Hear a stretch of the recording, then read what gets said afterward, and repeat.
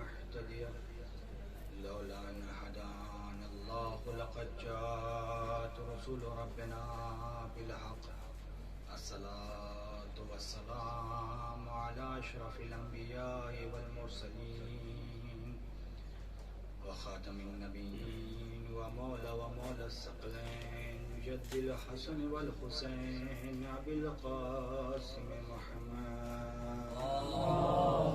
صل على محمد وأهل بيته الطيبين الطاهرين المعصومين المظلومين. أما بعد فقد قال الله تعالى في القرآن الحكيم وقوله الحق وأصدق الصادقين. بسم الله الرحمن الرحيم ويؤثرون على أنفسهم ولو كان بهم خصاصة. صدق الله العظيم. صلوات محمد صل على محمد وآل محمد. अज़ीज़ान मोहतरम, खुदावंद आलम अपनी पाक व पाकीज़ा किताब, वो खुदा जो रहमान और रहीम है, करीम है,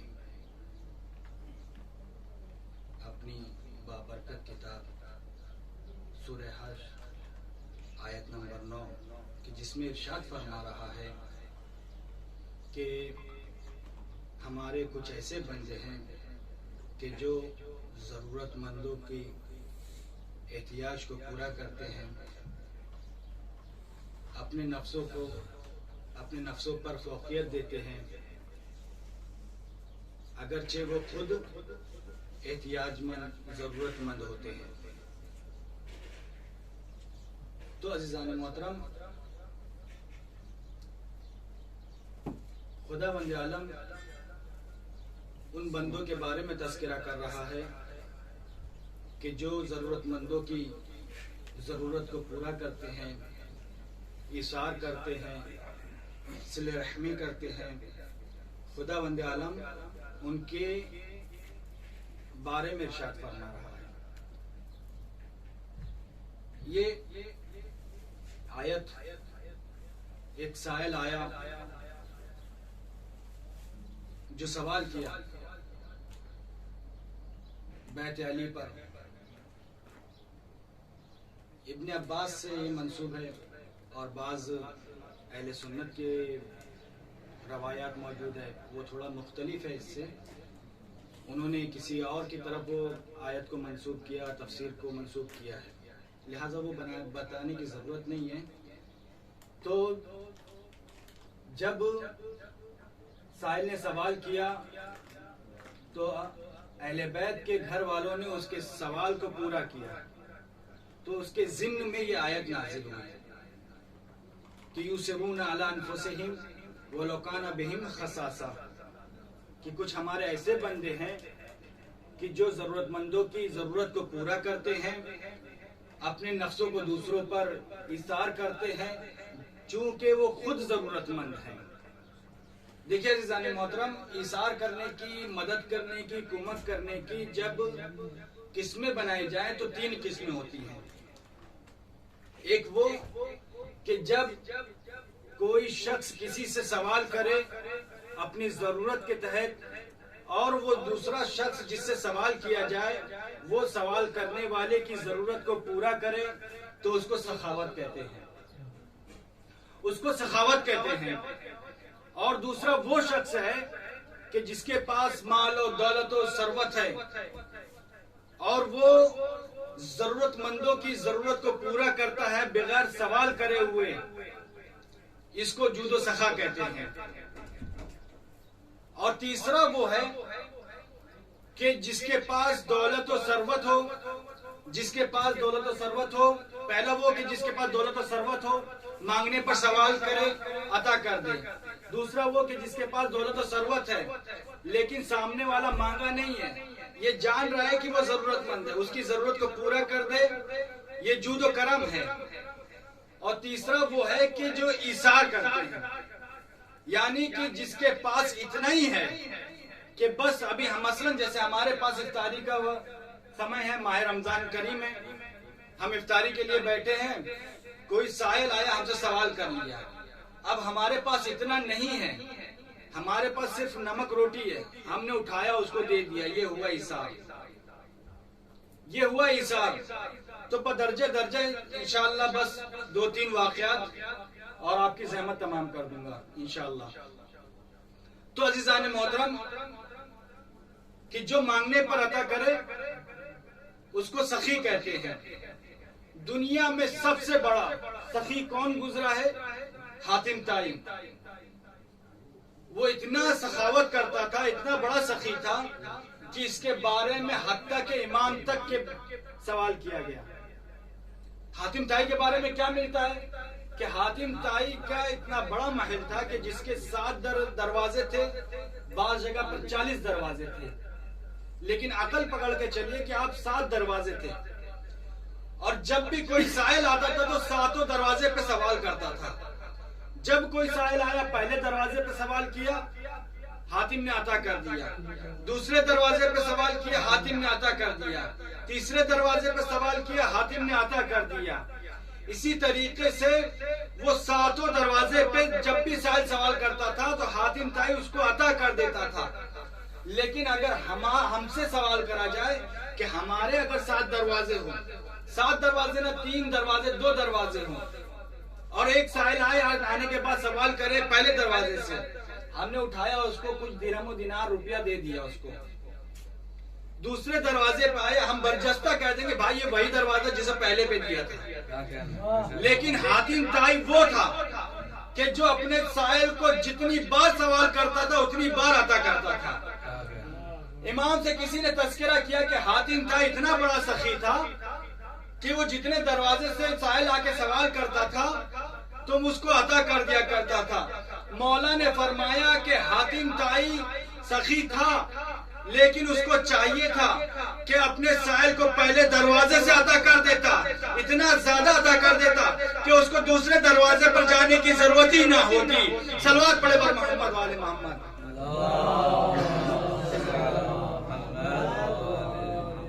उसको दूसरे दरवाजे पर जाने की जरूरत ही ना होती। और दूसरा कि जो मांगने पर जरूरत को पूरी करे। कि जब हम तुल्लाब हैं, देखिए इंसान को जरूरत पड़ती है हर हाल में। तो बरादर हैं, कोई छोटे भाई से मांग लेता है, कोई बड़े भाई से सवाल कर लेता है, भाई जरूरत है अता कर दे। यकीन जानिए खुदा वंदे आलम इस अमल का आपको दुनिया में सिला तो देता ही देता है, आखिरत में भी सिला देता है। और आपके दुनिया में सिला ये देगा कि आपके रिस्क में खैर बरकत अता कर देगा। उस जगह से आएगा जहां से आपने तसव्वुर न किया हो। हमने बारहा सुना है कि जो सिले रहमी करते हैं, जो मोमिन की कुमक करते हैं, जो मोमिन की कुमक करते हैं, उनके पास न जाने कहां से कुछ अमल किया। यहाँ से मसलन जैसे मैं गया, जाने के बाद एक बरादर मोमिन की कुछ मदद कर दी, अब उसके बाद मैं उसको भूल गया। लेकिन जब वो यहाँ से इंडिया गया, जाने के बाद हमारे दोस्त अहबाब से उठा के भिजवा दिया। मैंने तसव्वुर ही नहीं किया था कि ये इतना ज्यादा मुझे देगा। और उस वक्त खुदावंद आलम वसीला बनाएगा कि जब सबसे ज्यादा जरूरत हो। है कि नहीं है ऐसा? इसी तरीके से एक बंदा मोमिन था जिसको एक ख्वाब आया कि फरिश्ता आया, आने के बाद कहा कि देखो भाई, तुम्हारी जो जिंदगी है वो आधी गुर्बत में गुजरेगी, आधी जिंदगी तुम्हारी दौलत और सरवत में गुजरेगी।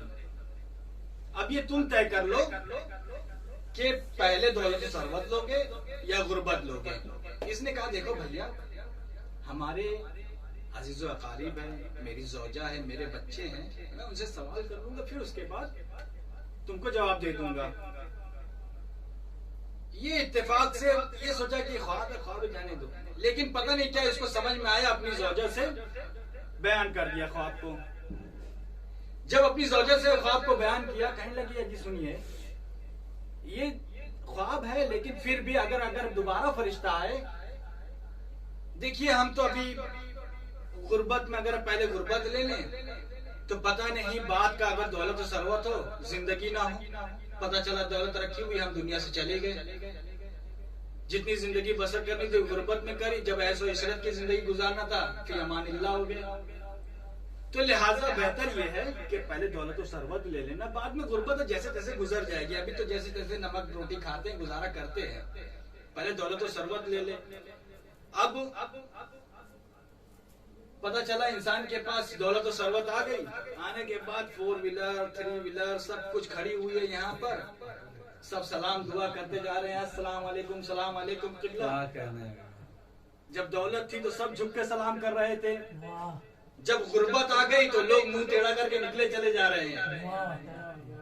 तो ज़ौजा ने कहा कि देखो पहले दौलत और सरवत ले लो, बात का बाद में देखा जाएगा।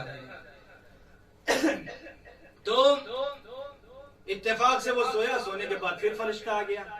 तो कहने लगा हाँ भाई क्या तय किया आपने? उसने कहा भैया हमको दौलत दे दो, जैसे तैसे बात का गुजार लेंगे। दौलत ले लिया वो भाई साहब। अब वो जो जिस काम में हाथ डाल रहे हैं, दौलत और सरवत, पैसा ही पैसा, बरकत ही बरकत है, खैर ही खैर है, सब कुछ ये एहसास नहीं कर पाए। कुछ दिन गुजरा, कहने लगे हाँ एक ख्वाब देखा था, ये उसी का मुझे लग रहा है सिला है, ये ख्वाब हकीकत में हो गया। इन्होंने उठाया, उठाने के बाद जितनी दौलत थी, पहले तो अपना सब कुछ इंतजाम कर लिया। जब देखिए आदमी के पास जब दौलत और सरवत होती है तो जो मुखलिस और मोमिन बंदा होगा, उसके पास अगर दौलत होगी तो वो अपना ख्याल करेगा। अगर बरादर मोमिन है, उसके जहन में है कि ये फला शख्स मेरा दोस्त है, इसको जरूरत है उठा के उसको दे देगा, मेरे खानदान वाले हैं, गरीब है, मदद कर देगा। इसी तरीके से उसके पास इतनी दौलत और सरवत आ गई कि वो अब सोचा कि लाओ हम तो जो गुजारा कर रहे हैं, बाद में गुर्बत करना ही करना है, लिहाजा क्यों ना हो कि हम अपने साथ साथ अपने खानदान, अपने अजीज, अपने कारीब, अपने भतीजे, अपने भाई जितने हैं सबकी मदद करते चले। भतीजी जो थी उसको बीकॉम वगैरह ये सब करना था, उठाया उसकी फीस अदा कर दिया। छोटा भाई था उसको जॉब करना था, लिया उसकी मदद कर दी। बड़ा भाई था उसको दुकान खोलनी थी, उठाया उसको पैसा दे दिया। यहाँ तक के जितने गरीब फुकरा थे सबकी कुमक करते हुए जा रहे थे। अब ये कुमक करते करते पूरी जिंदगी इनकी आधी पूरी नहीं बल्कि आधी जिंदगी इनकी गुजर गई। फरिश्ता आ गया, आने के बाद कहा कि देखो भाई जो तुमसे वादा तय हुआ था वो वक्त हो गया है, तुम्हारी जो जिंदगी थी दौलत वाली तुमने आधी बसर कर ली, अब जो गुर्बत वाली जिंदगी थी वो गुर्बत में बसर ना होगी। कहा क्यों? कहा इसलिए क्योंकि तुमने खुदा वंदे आलम को तुम्हारा अमल ये इसलिए पसंद आया, खुदा वंदे आलम को तुम्हारा अमल इतना पसंद आया कि तुम्हारे पास जब दौलत और सरवत थी तो तुम सिर्फ अपना ख्याल नहीं करे बल्कि अपने चाचा, अपने भतीजे, अपने अजीज, अपने अकारीब, अपने रिश्तेदार, अपने गरीब फुकरा सबकी कुमक करते हुए चले। इसलिए खुदा वंदे आलम ने ये तय किया है कि तुम्हारी पूरी जिंदगी में दौलत और सरवत में तुम्हारी पूरी जिंदगी बसर करवा देगा। सल्लल्लाहु अलैहि मोहम्मद वाले मोहम्मद।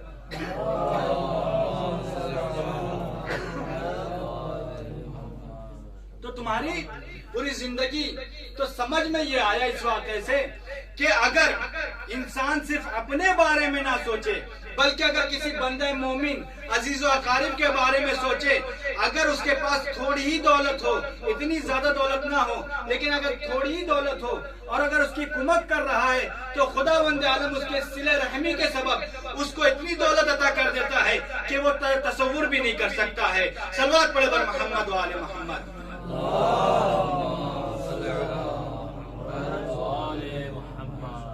तो दो हिस्से हो गए। अब तीसरा ईसार। ईसार के बारे में बता दिया हमने कि जो जिसके पास इतने ही माल और दौलत और सरवत हो कि जिस पे खुद पर गुजारा हो, इतना ना हो कि दूसरों की कुमक कर सके। एक बहुत ही अच्छे मोमिन गुजरे, अस्माई। माह रमजान का जमाना चल रहा था, जैसे तैसे जिंदगी बसर हो रही थी माह रमजान में। कभी इफ्तार में चटनी रोटी खा लिया, कभी सहरी में पानी रोटी से सहरी कर ली, कभी ऐसा, कभी खजूर पे इख्तिफा कर लिया। इसी तरीके से गुजर बसर हो रहा था इस्माइल के घर में। तो उनकी अहलिया ने कहा, सुनिए, देखिए जैसे जैसे बसर हो रहा है, लेकिन बच्चे हैं घर में, ईद करीब है, अपने किसी दोस्त से कर्ज वगैरह ले लीजिए, अपने दोस्त से किसी से सवाल कर लीजिए, कुछ पैसा ले लीजिए, ताकि बच्चों के लिए लिबास और ताम का इंतजाम हो सके, अच्छे ताम का इंतजाम हो सके ईद में। बच्चे जिद करें। अस्माई ने उठाया, उठाने के बाद उनके दोस्त थे सैयद, उन्होंने उठाया, सैयद को खत लिख दिया। सैयद को खत मिला, सैयद ने एक थैली उठाई, उठाने के बाद अस्माई के घर पे दे दिया। बहुत जल्दी, वक्त नहीं। अस्माई को उठाया, उठाने के बाद दे दिया। अब जैसे ही अस्माई के हाथ में वो थैली आई कि उनके अस्माई के दोस्त ने एक खत पैगाम भेजा कि भाई मुझे कुछ पैसों की जरूरत है, इसलिए तुम दे दो। अस्माई ने उठाया, वही थैली जो सैयद से ली थी, उठाया, उसको दे दिया अपने दोस्त को। अब ये उठाया, उठाने के बाद दे दिया। अब हैरान परेशान कि अपनी जौजा को क्या जवाब देंगे, अपनी जौजा को क्या जवाब देंगे। ये परेशान थे, गए नमाज, मस्जिद में नमाज दुआ पढ़ी, आने जाने के बाद वहां से आए, आने के बाद अपनी अहलिया से डरते डरते तस्करा कर दिया कि हमने जो दिरहम मंगवाए थे, दिनार मंगवाए थे, वो हमारे दोस्त ने सवाल कर लिया, हमने उठा के दे दिया। अस्माई की जौजा ने क्या जवाब दिया, सुनिए। अस्माई की जौजा ने कहा कि देखो, हो सकता है कि उसको हमसे ज्यादा जरूरत हो, इसलिए जाने दीजिए, खुदा हमारे कुमक करेगा, हमारी मदद करेगा, कहीं ना कहीं से हमारी मदद करेगा, जो वो बेहतर जानता है वो अता करेगा। बहरहाल ये माजरा हुआ पूरा तमाम। तो जब तक ये गुफ्तगू कर रहे थे, इतने में दफकुल बाब हुआ अस्माई के घर पे। जैसे ही दफकुल बाब हुआ, दरवाजा खोले, क्या देखे, सैयद वही थैली लिए हुए दरवाजे पर खड़े हुए हैं। अस्माई ने कहा, अरे ये क्या माजरा है। कहा, रुको मैं बताता हूँ क्या बात है। देखो, मुझे ईद करीब थी, इसलिए इमाम रजा अलैहिस्सलाम ने मुझे कुछ हदिया दिया था ताकि मैं ईद के साजो सामान खरीद सकूं। तुमने मुझसे सवाल कर लिया, इसलिए तुमने कैद नहीं लगाई थी कितनी की जरूरत है, इसलिए मैंने उठाया, पूरी दे दिया, तुमको पूरे दिनार दे दिया, थैली उठा के दे दिया। फिर उसके बाद तुमसे मेरे दोस्त ने, वही जो दोस्त तुम्हारा था, उसने तुमसे, जो हमारा दोस्त था साथ में बैठते उठते थे, उसने तुमसे सवाल कर लिया, तुमने उठाया, उसको दे दिया, और मैंने उठा के अपने दोस्त को खत लिखा था। इसी तरीके से उसने तुमसे मांग के मुझे अता किया। अब मैंने भी कैद नहीं लगाई थी, लिहाजा किसी ने कैद नहीं लगाई थी, लिहाजा वो थैली घूमते हुए सैयद के पास वापस आ गई। सैयद के पास वापस आ गई। तो अब इससे समझ में ये आया कि जब किसी से सवाल करना चाहिए कर्ज के बारे में, तो सबसे पहले सैयद से कर्ज लेना चाहिए। क्यों? क्योंकि सैयद अता कर देगा, किसी से तस्करा भी नहीं करेगा। एक सवाल पड़े पर मोहम्मद वाले मोहम्मद।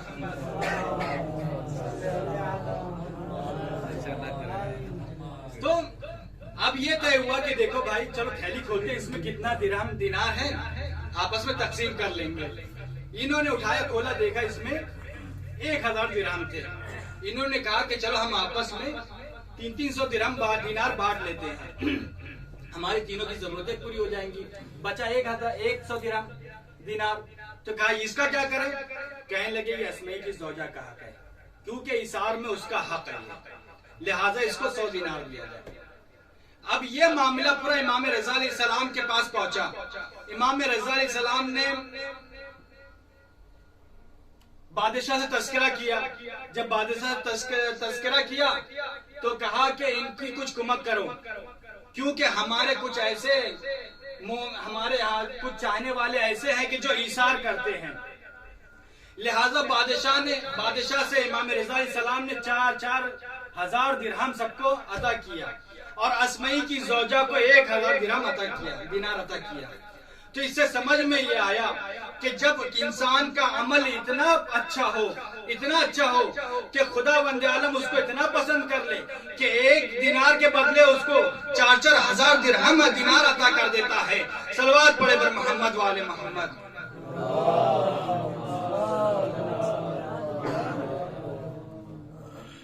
और अगर ईसार का मरहला देखना है तो करबला के मैदान में आ गया।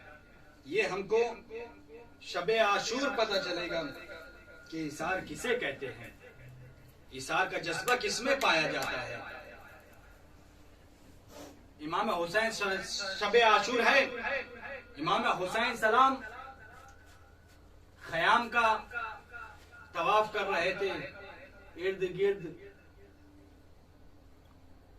इतने में एक सहाबी के खैमे के करीब पहुंचे तो क्या देखते हैं कि सहाबियों की आवाज आ रही है कि देखो कल बनी हाशिम के जवान शहीद ना हो पाए, सबसे पहले हम अपनी जान कुर्बान करेंगे। इमाम हुसैन सलाम थोड़ा आगे बढ़े दूसरे खैमे की तरफ। उधर से आवाज आ रही थी कि मां हजरत अब्बास सलाम दर फरमा रहे थे कि देखो कल असहाब पहले ना शहीद हो पाए। क्यों? इसलिए ताकि कल को दुनिया ये ना कहे कि पहले असहाब को शहीद कर दिया फिर उसके बाद अपना गए मैदानी जंग में गए, ताकि दुनिया ये ना कह पाए। अजीजान मोहतरम, जब अब ये मामला कौन तय करेगा? इमाम हुसैन सलाम जब सुबह आशूर आई तो इमाम हुसैन सलाम ने फरमाया कि सबसे पहले मैदान जंग में मेरे असहाब जाएंगे। कहा क्यों? कहा इसलिए क्योंकि जो जितना करीब था इमाम हुसैन सलाम से उसको शहादत सबसे आखिर में मिली। जो जितना करीब था उसको शहादत सबसे आखिर में मिली और सबसे आखिर में इमाम हुसैन सलाम शहीद हुए। लिहाजा सबसे पहले आने वाला जनाब हुर था। जनाब हुर को सबसे पहले शहादत नसीब हुई। कहा क्यों?